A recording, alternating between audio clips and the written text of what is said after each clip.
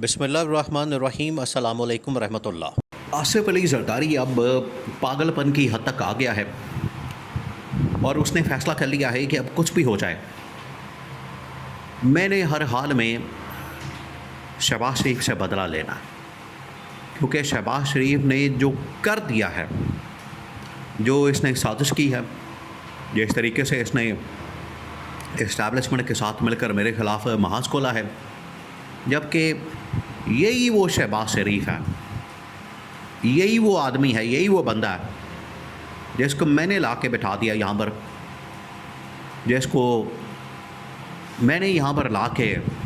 Plant किया, install किया। आज यही वो आदमी मेरे ख़िलाफ़ साजिशें कर रहा है। ये आसिफ अली जरदारी अब पागलपन की इंतहा तक पहुँच चुका है, क्योंकि आग बगोला बहुत है, गुस्सा बहुत ज़्यादा है और उसके पीछे बहुत सारी वजूहात हैं, जो इत्तेहाद की आपस में लड़ाई, इख्तलाफात और एक दूसरे के ऊपर अदम एतमाद। दूसरा ये कि चाइना के दौरे के अंदर गवर्नमेंट की जानिब से बिल्कुल फैसिलिटेट नहीं किया गया, अकोमोडेट नहीं किया गया और बेयारो मददगार छोड़ दिया गया। आसिफ जरदारी बेचारा वहाँ पर यतीमों की तरह, मस्कीनों की तरह फिर रहा था और महल्ले का काउंसलर जो है उसको आके वहाँ पर रिसीव कर रहा है, इस्तकबाल कर रहा है, उसको वेलकम कर रहा है। ये वो तमाम चीज़ें, फैक्टर्स मिल के एक एक करके तमाम फैक्टर्स मिल गए, एक एक करके तमाम के तमाम फैक्टर्स इकट्ठे हो गए, जिसकी वजह से आसिफ अली जरदारी ने यह फ़ैसला कर लिया कि आज अगर ये हमारे ख़िलाफ़ साजिशें कर रहा है, इसके पीछे जो सबसे बड़ी बुनियादी वजह है वो ये कि जब पीपल्स पार्टी ने, आसिफ अली जरदारी ने ये डिमांड की है, उन्होंने इस हवाले से गवर्नमेंट के सामने ये एग्रीमेंट रखा, उन्होंने ये मुआहदा रखा कि मुआहदा हमारे दरमियान एक मौजूद है कि हाफ टेन्योर यानी 2026 के मिड तक,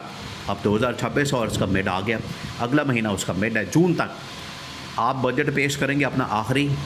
और ये तीसरा बजट होगा। तीसरा बजट पेश करने के बाद जो गवर्नमेंट है वो पीपल्स पार्टी के हवाले कर दी जाएगी, ये फ़ैसला हुआ था। तो आसिफ अली जरदारी ने वो मुआहदा रख दिया है मौजूदा गवर्नमेंट के सामने। जैसे ही ये मुआहदा रखा, मौजूदा गवर्नमेंट के पैरों के नीचे से ज़मीन निकल गई। उन्हें अंदाज़ा हो गया कि क्योंकि नून लीग यहाँ पर असल में धोखा देना चाहती थी, नून लीग चाहती थी। शहबाज शरीफ के पीछे साजिश क्या थी? शहबाज शरीफ की इसमें साजिश ये थी कि जिस तरीके से मैंने अपने भाई के साथ धोखा किया, मैंने जिस तरीके से नवाज़ शरीफ को वज़ीर-ए-आज़म का सब्ज़ बाग दिखा के, चकमा दे के मैंने ख़ुद वज़ारत उस्मा की कुर्सी संभाल ली है, बिल्कुल उसी तरीके से आसिफ अली जरदारी को मैं माइनस कर दूंगा, मैं साजिश बना दूंगा और इसको माइनस करके, इसको सिस्टम से निकाल के मैं ख़ुद अगले 2.5 साल भी हासिल कर लूँगा। ये थी शहबाज शरीफ के पीछे साजिश और कोशिश कि जैसे ही 2.5 साल मुकम्मल होंगे तो 2.5 साल मुकम्मल होने के करीब आते साथ ही मैं गवर्नमेंट के ख़िलाफ़ साजिश लॉन्च कर दूंगा और गवर्नमेंट को ट्रैप कर लिया जाएगा, गवर्नमेंट को इस हवाले से फंसा दिया जाएगा।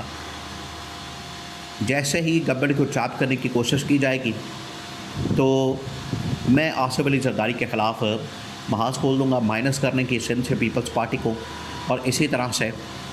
ऐवान सदर से निकाल के। इसका जो पहला ट्रेलर चलाया, पहला ट्रेलर वो चलाया गया एमकेएम के ख़िलाफ़। एमकेएम के ख़िलाफ़ जो ट्रेलर चलाया गया वो इस बात का सबूत है कि नून लीग के अंदर, शरीफ ख़ानदान के अंदर, शहबाज शरीफ के अंदर, नवाज़ शरीफ के अंदर या मरियम नवाज़ के अंदर जमहूरियत नाम की कोई चीज़ नहीं है। और जैसे ही इनका इक़्तिदार ख़तरे में पड़ता है, जैसे ही हुकूमत इनकी ख़तरे में पड़ती है तो ये फ़ौरन हमलावर होते हैं, ये आके से जवाबी हमला करते हैं। सेम वही जवाबी हमला इनकी जानिब से किया गया। इन्होंने जवाबी हमला करके, इन्होंने जवाबी अटैक करके जो एमकेएम है उनका गवर्नर बरतरफ कर दिया और ये पैगाम दिया गया तमाम की तमाम इत्तेहादी जमातों को कि कोई भी अगर लिमिट क्रॉस करेगा, कोई भी रेड लाइन क्रॉस करेगा, हमारी बात नहीं मानेगा, उसको तस्लीम नहीं करेगा, उसके साथ ये वाला सलूक किया जाएगा। अब आपको पता है गवर्नमेंट के अंदर तो वैसे तो बहुत सारी इत्तेहादी जमातें हैं, लेकिन लीडिंग जो जमात है, पार्टी है, वो है नून लीग, और उनके पास वज़ारत उस्मा की पोजीशन है। इसके अलावा काबीना के अंदर जो अहम तरीन मिनिस्ट्रीज़ हैं वो भी नून लीग के पास मौजूद है। इस वजह से जाली सही, फॉर्म 47 सही, चोरी का मैंडेट सही और झूठा मैंडेट, गैर आइनी मैंडेट, लेकिन जो पावर का मेंबर है, पावर का जो मंबा है, पावर की जो सारी की सारी इस वक्त महवर है, मरकज़ है, वो नून लीग के पास मौजूद है, जिसकी वजह से नून लीग बड़ी आसानी के साथ हर जमात को ब्लैकमेल कर सकती है, जिसमें बहुत बड़ी एग्ज़ाम्पल आपको MKM के केस में नज़र आती है कि MKM के गवर्नर को इन लोगों ने बरतरफ कर दिया और रातों रात बरतरफ करके वहाँ पर अपना गवर्नर इन्होंने प्लांट कर दिया, इंस्टॉल कर दिया। अब आप इमेजिन करें, यही सेम जो धमकी है, सेम जो थ्रेट है, वो दी गई इनकी जानिब से पीपल्स पार्टी को, और पीपल्स पार्टी को कहा गया कि अगर आपने थोड़ी सी भी चूंचा की और आधा टेन्योर हमसे लेने की कोशिश की तो आपकी गवर्नमेंट को फर्क कर दिया जाएगा। और आखिरी जो final nail in the coffin, आप इस बात को समझें, चाइना के दौरे के दौरान आसिफ अली जरदारी को जिस तरीके से यतीमों की तरह, मस्कीनों की तरह ट्रीट किया गया, ये ज़िल्लत और रसवाई किसी के मुक़द्दर में नहीं थी, ये ज़िल्लत और रसवाई किसी के खाते में नहीं आई जो इस वक्त आसिफ जरदारी को काटनी पड़ी है।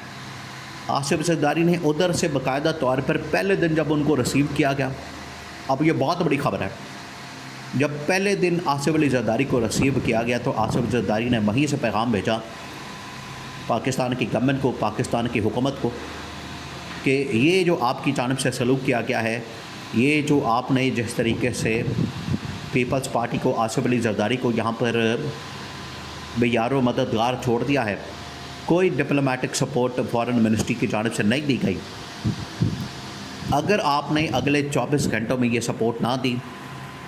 तो फिर वापसी के ऊपर आपको इसका खमियाजा भुगतना पड़ेगा। ये आसिफ अली जरदारी ने बाकायदा अपने प्रोटोकॉल ऑफिसर के ज़रिए से ये पैगाम पाकिस्तान की गवर्नमेंट को पहुँचा दिया, लेकिन हुआ क्या, उसमें से निकला क्या? निकला कुछ भी नहीं, हुआ कुछ भी नहीं। आसिफ जरदारी बिल्कुल वहीं पर बेयारो मददगार फिरते रहे और कोई कुछ भी हासिल वसूल नहीं हुआ। ये था वो बड़ा टर्निंग पॉइंट, ये थी वो चीज़ जिसकी वजह से आसिफ जरदारी ने वापसी के ऊपर ये फ़ैसला किया कि मैं जैसे ही वापस आऊँगा, मैंने नहीं छोड़ना, मैंने अब बदला लेना है, इंतकाम लेना है, और मैंने हर सूरत में इसका खमियाजा पूरा करना है, मैंने हर सूरत में इसका इंतकाम लेना है और इस चीज़ को पूरा करना है कि जिस तरीके से मुझे ज़िल्लत और रुसवाई का सामना करना पड़ा, शहबाज शरीफ से मैं इसका इंतकाम लूँगा।